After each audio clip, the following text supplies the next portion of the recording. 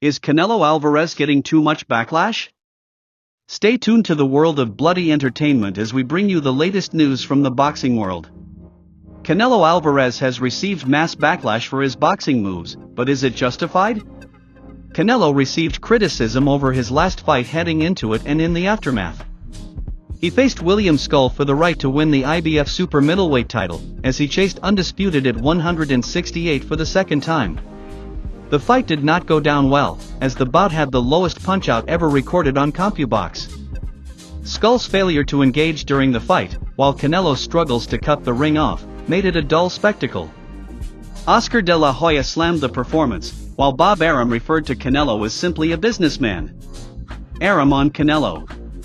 If I had to pay money to watch that fight, I wouldn't do it, because Canelo has shown in his last few fights that he's just a businessman.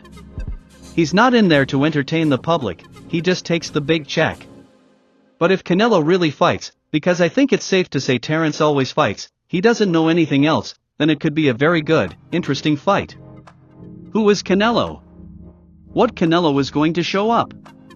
The Canelo who's looking to cash a big check, or the Canelo that really wants to fight?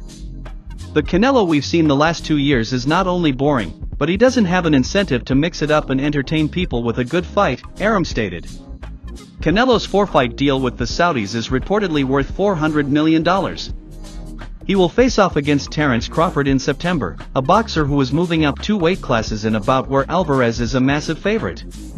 There are also suggestions he could box Chris Eubank Jr. next year, while there is no sign of the David Benavidez fight ever happening.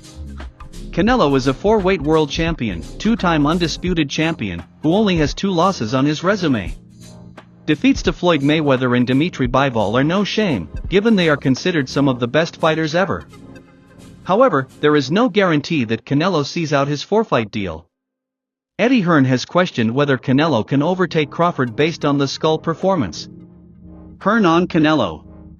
His failure to cut the ring off would play into Crawford's hands, given Bud boxing IQ. A loss to Crawford could arguably expedite Canelo's eventual retirement, given it would be tough to come back from losing to a 154-pounder.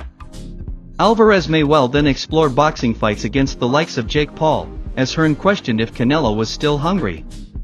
I just feel the desire is fading a little bit, not because of his love for boxing, but just because of his age in life.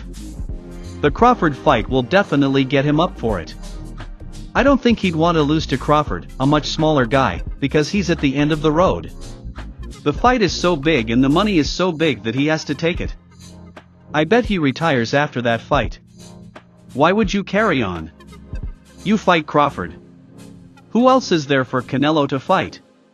Do you think Benavidez is going to come back to 168 again? I don't think Canelo would want to lose to David Benavidez because he's not the fighter that he was.